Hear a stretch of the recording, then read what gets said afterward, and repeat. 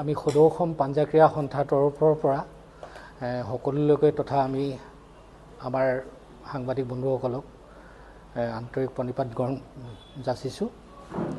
আগন্তুক পঞ্চবাৰ্ষিক সদৌ অসম আন্তঃজিলা পাঞ্জা প্ৰতিযোগিতাখনি আমাৰ এই বুৰঞ্জী প্ৰসিদ্ধ শিৱসাগৰ জিলাত অনুষ্ঠিত কৰিবলৈ লোৱাৰ বাবে আমি উদযাপন সমিতিক যথেষ্ট আমি আমাৰ ফালৰ পৰা ধন্যবাদ জ্ঞাপন কৰিছোঁ।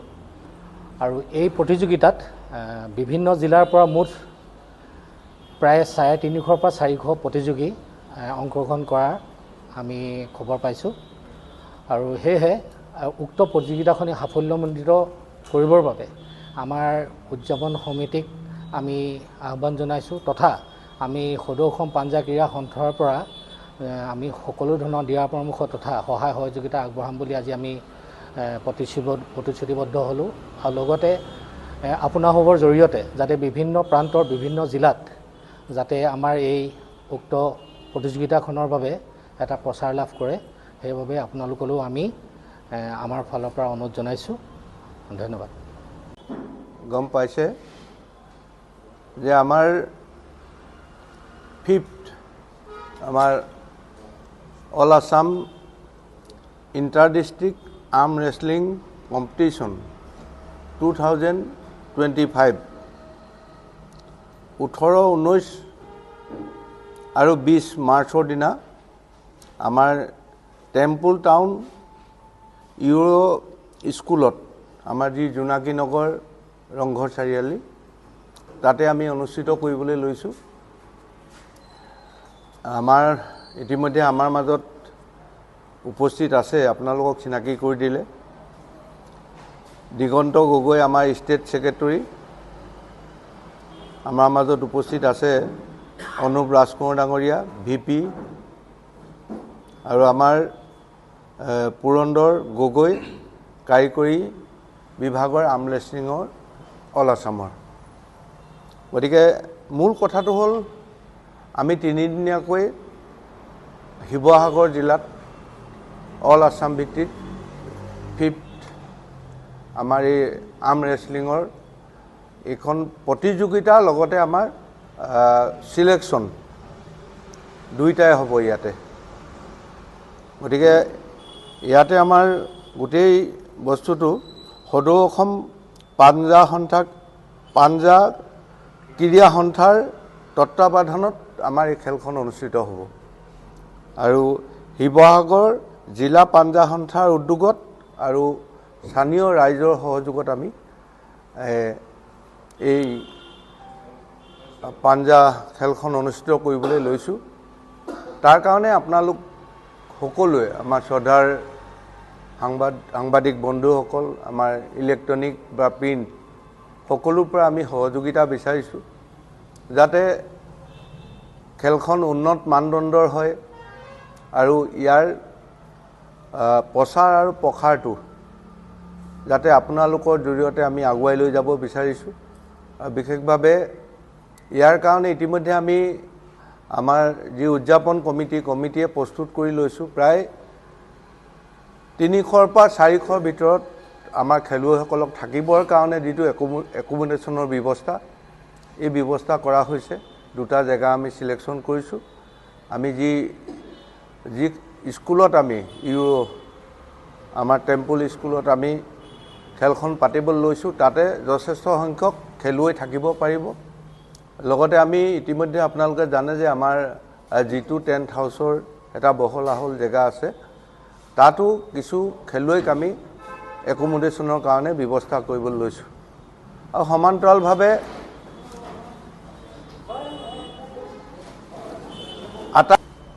তেওঁলোকৰ কাৰণে যিটো খোৱা বোৱা ব্যৱস্থা, সেই ব্যৱস্থা ইতিমধ্যে আমি আলোচনা কৰি আছোঁ যাতে শিৱসাগৰত আহি খেলুৱৈসকলে যাতে থকা খোৱাৰ সকলোখিনি ভাল সুবিধা পায় তাৰ ব্যৱস্থা ইতিমধ্যে আমাৰ উদযাপন সমিতিখনে ধুনীয়াকৈ ব্যৱস্থা কৰিছে, কথা বতৰা আগবাঢ়িছে। আৰু বিশেষভাৱে এটাই আৰু ৰাইজৰ সঁহাৰি বিচাৰিছোঁ আৰু আপোনালোকৰ জৰিয়তে যাতে প্ৰত্যেকখন জিলাৰ পৰা খেলুৱৈসকল আহিব পাৰে তাৰ কাৰণে খবৰ পায় যাতে প্ৰত্যেকখন জিলাৰ পৰা যাতে অসমৰ ইয়াতে খেলত অংশগ্ৰহণ কৰে তাৰ প্ৰতি আমি খেলুৱৈসকলে অনুৰোধ জনাইছোঁ আৰু ক্ৰীড়া সংগঠকসকলক শিৱসাগৰ ক্ৰীড়া সংগঠকসকলে যাতে আমাক সহযোগিতা আগবঢ়ায় তাৰ কাৰণে আমি আজি এই সংবাদমেলৰ জৰিয়তে সকলোৰ ওচৰতে আমি অনুৰোধ জনাইছোঁ। ধন্যবাদ জনাব বিচাৰিছোঁ মই মিডিয়া পাৰ্চনসকললৈ আৰু আমাৰ শিৱসাগৰবাসী ৰাইজলৈ, কাৰণ আমাৰ যিখন সদৌ অসম পাঞ্জাৱ প্ৰতিযোগিতা পঞ্চম বাৰলৈ এইবাৰ অনুষ্ঠিত হ'বলৈ গৈ আছে শিৱসাগৰত, ইয়াত আপোনাৰ যিখিনি আমাৰ স্থানীয় ব্যক্তি তেখেতসকলৰ ছাপোৰ্ট নহ'লে, সহযোগিতা নহ'লে এইখন আপোনাৰ কম্পিটিশ্যন ইমান মানে ডাঙৰ কম্পিটিশ্যন য'ত আমাৰ প্ৰায় 400তকৈ অধিক কম্পিটিটৰ অহাৰ সম্ভাৱনা আছে। মানে যোৱাবাৰ যিটো ৰেকৰ্ড আছিলে তাত আমাৰ প্ৰায় 450 মান হৈছিলে, সেইটোৰ অনুপাতত আমি প্ৰায় 400 মান হ'ব বুলি ভাবিছোঁ এটলিষ্ট। তো গতিকে ইয়াত সহযোগ লাগিব আৰু মই বিশেষভাৱে আপোনালোকক মিডিয়া পাৰ্চনসকলক আমি ধন্যবাদ জনাব বিচাৰিছোঁ BCI তৰফৰ পৰা আৰু আমাৰ ষ্টেট বডিৰ তৰফৰ পৰা। কাৰণ চাওক এতিয়া ইমান ধুনীয়াকৈ খেল এখন হ'ব, টকা পইচা খৰচ কৰি সময় খৰচ কৰি ধুনীয়া খেল এখন পতা হ'ব, কিন্তু আমি যদি প্ৰমোচনেল লেভেলত যদি আমি যাব নোৱাৰোঁ, আমি যদি এৱাৰনেছটো কৰিব নোৱাৰোঁ তেতিয়াহ'লে লাভ নাই। তো গতিকে এই মাধ্যমটো কমপ্লিটলি আপোনালোকৰ ওপৰত ডিপেণ্ডেণ্ট আৰু আপোনালোকে যি ধৰণে দেখিছোঁ আপোনালোক গোটেইবিলাক আহিছে ইয়াত, মেক্সিমাম চাগে ইয়াত ৰিপৰ্টাৰ আজি আছে শিৱসাগৰৰ। তো মই ধন্যবাদ জনাব বিচাৰিছোঁ আপোনালোকৰ সহযোগিতা কামনা কৰিম আৰু আগলৈও যাতে তেনেকুৱা ধৰণৰ আপোনালোকৰ সহযোগিতা আমি পাই থাকোঁ তেনেকুৱা ধৰণৰ আমি আশা কৰিম। তাৰ পাছতে আহোঁ মই কেইটামান টেকনিকেল কথা লৈ।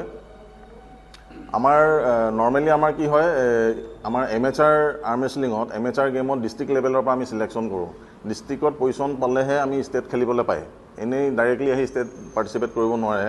ডিষ্ট্ৰিক্ট লেভেলত ফাৰ্ষ্ট বা ছেকেণ্ড পজিশ্যন পালে আমি ষ্টেট পাৰ্টিচিপেট কৰিব পাৰোঁ। ঠিক তেনেকৈ ষ্টেটত ফাৰ্ষ্ট বা ছেকেণ্ড পজিশ্যন পালেহে আমি নেশ্যনেললৈ কোৱালিফাই কৰোঁ। ঠিক তেনেকৈ নেশ্যনেলত ফাৰ্ষ্ট বা ছেকেণ্ড পজিশ্যন পালে আমি ৱৰ্ল্ডলৈ কোৱালিফাই কৰোঁ। আৰু আমাৰ প্ৰত্যেক বছৰে আমাৰ amateur game state level, district level, national level, world level হয়। আমাৰ এইবাৰ আমি শিৱসাগৰত হৈছে, যোৱাবাৰ আমি বোকাখাটত হৈছিলে আৰু এইবাৰ আমাৰ যোৱাবাৰ নেশ্যনেল আমি ডিব্ৰুগড়ত পাতিছিলোঁ দুলীয়াজানত। আপোনালোকে চাগে কিছুৱে জানে খুব ধুনীয়াকৈ আমাৰ নেশ্যনেল চেম্পিয়নশ্বিপখন অনুষ্ঠিত হ'ল। 500 অধিক মানে তাত কম্পিটিটৰ আহিছিলে আৰু 14খন আপোনাৰ ষ্টেট আহিছিলে। তো এইবাৰ আমাৰ নেশ্যনেলখন হ'ব বেংগলোৰত হ'ব, অহা মে' মাহৰ 24 আৰু 25 তাৰিখে আছে। তাত নেশ্যনেলখন হয়, দুলীয়াজানত নেশ্যনেল হৈছিলে। তাৰমানে প্ৰত্যেক বছৰে বেলেগ বেলেগ ষ্টেটে লয়। যোৱাবাৰ আমি অসমে লৈছিলোঁ, এইবাৰ আপোনাৰ কৰ্ণাটকে লৈছে 2025ত। কৰ্ণাটকে আপোনাৰ মে' মাহৰ 24-25 তাৰিখে হ'ব। তাত মানে আপোনাৰ নেশ্যনেল চেম্পিয়নশ্বিপো হ'ব, লগতে ৱৰ্ল্ডৰ কাৰণে বাছনিও কৰা হ'ব। আৰু আমাৰ ৱৰ্ল্ড চেম্পিয়নশ্বিপ যিখন হয় তাত মানে সেইখন আমাৰ এইবাৰ হ'ব মানে আজাৰবেইজানত। আমাৰ আটাইতকৈ ভাল লগা খবৰ এইটোৱে, প্ৰত্যেক বছৰে আমি যেতিয়াৰ পৰা খেলিছোঁ, মোৰ প্ৰায় 30 বছৰ অধিক আৰ্ম ৰেচলিঙৰ লগত মই জড়িত হৈ আছোঁ আৰু 30 বছৰৰ পৰাই মই দেখিছোঁ অসমৰ কোনোবা নহয় কোনোবা ৱৰ্ল্ড চেম্পিয়নশ্বিপ কণ্টিনিউ খেলি আছে। কিবা কথাত আপোনাৰ যাব পৰা নাই, ভিজা প্ৰব্লেম, মানিটাৰী প্ৰব্লেম, কিন্তু চিলেকশ্যন হয় এটলিষ্ট। তো গতিকে আমাৰ আৰ্ম ৰেচলিঙৰ কাৰণে অসমৰ যিখিনি আমাৰ ফাইটাৰ, আৰ্ম ৰেচলাৰ, এইখিনি কাৰণে এটা খুব মানে ভাল সুযোগ হয়, ভাল স্পৰ্টছ হয়। গতিকে মই আপোনালোকৰ মাধ্যমেৰে মই আহ্বান জনাম যে আৰ্ম ৰেচলিংটোত অকণমান গুৰুত্ব দিয়ক। কাৰণ চাওক, আৰ্ম ৰেচলিংটো খুব বেছি টকা পইচা দৰকাৰ হোৱা খেল নহয়, প্লাছ আপোনাৰ ফিজিকেল ফিটনেছটো মেইনটেইন কৰিব অট'মেটিকেলি ল'ৰাজনে যিজনে আৰ্ম ৰেচলিংটো খেলিব। বেয়া বস্তুৰ পৰা আঁতৰত থাকিব, আপোনাৰ ধৰি লওক স্বাস্থ্যটো যতনে ৰাখিব চেষ্টা কৰিব। মোৰ এতিয়া 48 ইয়াৰ্ছ হ'ল। মই ধৰি লওক আজি মই মোটামুটি ডক্টৰৰ ওচৰলৈ যাবলগীয়া নহয়। মই মাষ্টাৰ্ছ খেলোঁ, এতিয়া 40+ মই নিজেও খেলোঁ আৰু মই লাষ্ট 3-4 ইয়াৰ্ছৰ পৰা মই কণ্টিনিউ ৱৰ্ল্ড চেম্পিয়নশ্বিপ খেলি আছোঁ মাষ্টাৰ্ছত 40+। ছিনিয়ৰ্ছত এতিয়া খেলিব নোৱাৰোঁ, ছিনিয়ৰ্ছত বহুত বেছি টাফ হয়। আপোনালোকে খেল দেখিলে ষ্টেট লেভেলত গম পাবই। তো গতিকে মই আপোনালোকৰ মাধ্যমে মই আমাৰ যিখিনি য়ং ষ্টাৰ্ছ আছে, ল'ৰা ছোৱালী, অকল য়ং ষ্টাৰ্ছ বুলিয়ে নহয়, আপোনালোকৰ আৰু এটা মই কথা কৈ থওঁ, মানে খুব ইণ্টাৰেষ্টিং কথা। আমি যেতিয়া ৱৰ্ল্ড খেলিবলৈ যাওঁ তাত আপোনাৰ 80 বছৰৰ ওপৰৰ মানুহে তাত মানে পাৰ্টিচিপেট কৰিবলৈ আহে। 70 ইয়াৰ্ছ, 80 ইয়াৰ্ছ, মোৰ মানে এই মোবাইলটোত ভিডিঅ' ক্লিপিং আছে, আপোনালোকে দেখিব। যোৱাবাৰ আমি লাষ্ট 3-4 ইয়াৰ্ছ মানে 80 ইয়াৰ্ছৰ প্লাছ আমাৰ ইয়াত ভকত হয় বা মানে তেওঁ বেমাৰী, মানে তেওঁৰ লাষ্ট ষ্টেজৰ কাৰণে প্ৰিপেয়াৰ হৈ থাকে। কিন্তু তাত আপোনাৰ জীৱনটো জীয়াবলৈ আৰম্ভ কৰে 60 মানৰ পৰা। এতিয়া কামৰ পৰা ৰিটায়াৰ হয়, বিজনেছৰ পৰা অকণমান মানে ৰিলেক্স পায়, তাৰপিছত মানে এনেকুৱা এক্টিভিটিবিলাক, ছ'চিয়েল এক্টিভিটি, স্পৰ্টছ এক্টিভিটি, এইবিলাকত ইনভল্ভ হৈ যায়। তাত আপোনাৰ 80 বছৰ এজন বৃদ্ধ মানুহে যেতিয়া পাঞ্জা খেলিবলৈ ষ্ট্ৰেংথৰ গেম এটা খেলে মোৰ চকুপানী ওলাই যায় সেনেকুৱা এটা চিটুৱেশ্যন দেখি আমাৰ দেউতাহঁতলৈ মনত পৰে মানে আমি কি কৰি আছোঁ আৰু তেওঁলোকে কি কৰি আছে গতিকে এইটো এটা খুব ভাল মাধ্যমে বহুত টকা পইচা ইয়াত নালাগে আপোনালোকে আহক আমি আদৰিম আৰু খুব ভাল স্পৰ্টছ হয় সমাজখন ভাল কৰি ৰাখিব আপোনাৰ স্বাস্থ্য ভাল কৰি ৰাখিব আৰু এটা ভাল লগা খবৰ মই আপোনালোকৰ মাধ্যমেদি ক'ব বিচাৰিছোঁ লাষ্ট 3 ইয়াৰ্ছৰ পৰা আসাম পুলিচ আমাৰ লগত ইনভলভ হৈ আছে আসাম পুলিচৰ টিমটো আমাৰ তালৈ খেলিবলৈ আহে যোৱা বছৰ আহিছে এই বছৰো আহিব আৰু ইণ্ডিয়ান যিটো আমাৰ মানে ইণ্ডিয়ান যিটো আমাৰ পুলিচ আমাৰ হেৰি হয় স্পৰ্টছ হয় তাতো আমাৰ আৰ্ম ৰেচলিংটো আছে তো গতিকে আৰ্ম ৰেচলিংটো এতিয়া গ্ৰেজুৱেলি ডেভেলপড হৈ গৈ আছে কিন্তু এটা কথা যিমান ডেভেলপ হ'ব লাগে সিমান হয়তো হোৱা নাই কিন্তু তাৰ কিছুমান ধৰি লওক আমাৰ অফিচিয়েলছ বা এছ'চিয়েশ্যনবিলাকৰ ভুল ত্ৰুটি থাকিব পাৰে কিন্তু আমি এতিয়া এছ'চিয়েশ্যন চলাই আছোঁ আমি এতিয়া আশা কৰিম আমাৰ লগতে আপোনালোকৰ নিচিনা ধৰি লওক আমি মিডিয়া ছাপোৰ্ট বা আমাৰ কুশল ককাইদেউৰ নিচিনা বা আমাৰ বিৰূপ ককাইদেউৰ নিচিনা যদি মানুহ আমাৰ লগত ব্যক্তি আমাৰ লগত ইনভলভ থাকে ডেফিনেটলি আমি খুব আৰু কম সময়ৰ ভিতৰত আৰ্ম ৰেচলিংটো অসমত আৰু বেছি ডেভেলপ কৰিব পাৰিম বুলি আশা ৰাখিছোঁ আৰু শেষত মই সকলোলৈ ধন্যবাদ জনাইছোঁ আপোনালোকৰ মিডিয়াৰ আপোনালোকৰ যিটো অৰিহণা যিটো কৰণীয় আমাক যিটো সহযোগিতা আগবঢ়াবলৈ আপোনালোকে আজি আমাৰ মাজত আহিছে উপস্থিত হৈছে মই আপোনালোকক আন্তৰিকতাৰে ধন্যবাদ জনাইছোঁ আৰু 5th all Assam arm wrestling sports এছ'চিয়েশ্যনৰ যিখন আমাৰ ষ্টেট চেম্পিয়নশ্বিপ হ'ব খুব ছাকচেছফুলি হ'ব বুলি আশা ৰাখিছোঁ ধন্যবাদ